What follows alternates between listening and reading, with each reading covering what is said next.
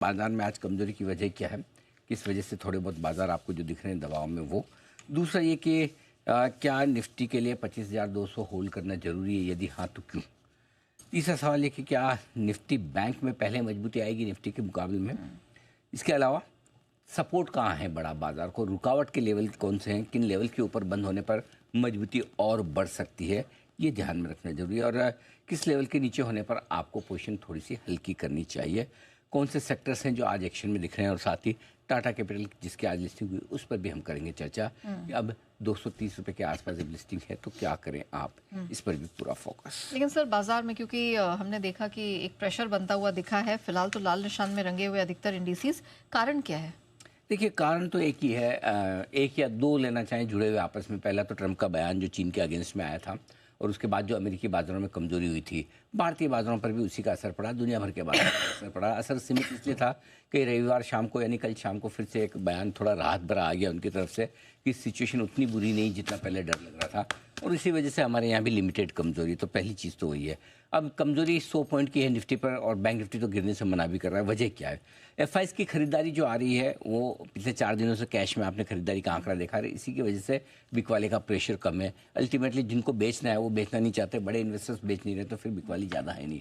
रहा सवाल घरेलू फंड्स का, उनका सपोर्ट लगातार बरकरार है, और यही वजह कि निचले स्तरों पर थोड़ा सा अगर नीचे जाते हैं हम 25,150 के आसपास, और वहाँ से खरीदारी आ भी जाती है। तो ये कुल मिला के दोनों तरह से आपको सपोर्ट आता हुआ दिख रहा है।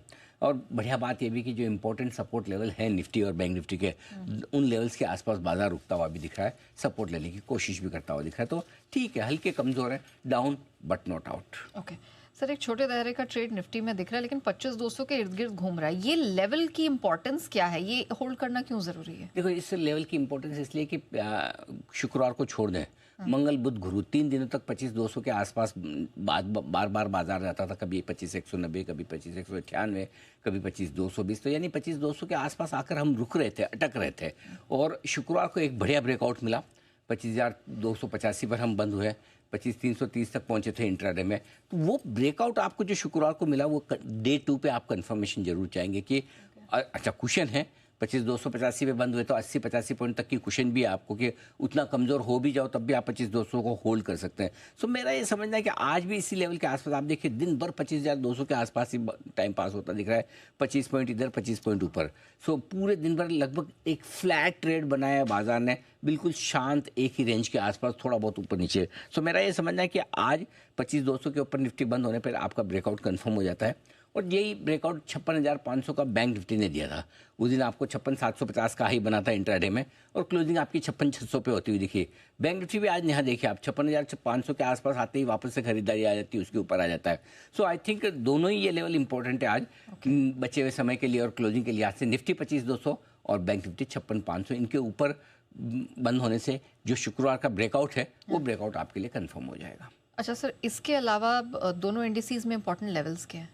दोनों में इंपॉर्टेंट लेवल सपोर्ट के लिहाज से देखेंगे तो 25,050, 25,150 ये इंपॉर्टेंट सपोर्ट जोन है, और इस जोन में आपको खरीदारी करनी ही चाहिए। अच्छा, ऊपर में 25,225 से 25,350, 25,300 तक की रेंज जो है वो, बैंक निफ्टी का भी दे दूं लगे हाथ, 56,150, 56,300 आपका मजबूत सपोर्ट जोन है।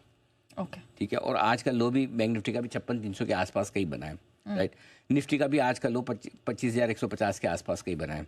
तो ये सपोर्ट ऊपर में 25,250, 25,350 की रेंज हल्की फुल्की रुकावट है निफ्टी में, और बैंक निफ्टी में 56,750, 56,975 की रेंज वो है जहां पर आपको थोड़ी बहुत प्रॉफिट बुकिंग आती हुई दिखेगी।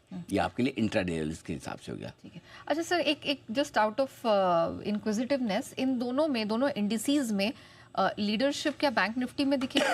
100% बैंक निफ्टी की ही लीडरशिप बेहतर है। उसकी वजह ये है कि हम एक तो बैंक थोड़े कमज़ोर कम है। आज एनबीएफसी ने एक अच्छा प्रदर्शन दिखाई दिया।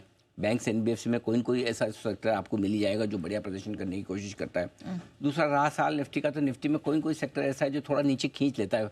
फॉर एग्जांपल एफएमसीजी, आईटी थोड़ी नीचे खींच रहे हैं। So I think bank Nifty comparatively बेहतर है। और ऐसे में अगर आज निफ्टी 25,225 और बैंक निफ्टी 56,500 के ऊपर बंद होता है तो ये बहुत अच्छा होगा। भले थोड़ा कम भी हो जाए नीचे बंद, भाई 56,600 पे बंद हुए, 56,500 पे हो जाए तब भी चलेगा। और अगर 25,285 पे बंद हुए और उसकी जगह 25,225 भी बंद हो जाए तो भी चलेगा। कोई दिक्कत नहीं, तब भी आप अच्छे ही हैं।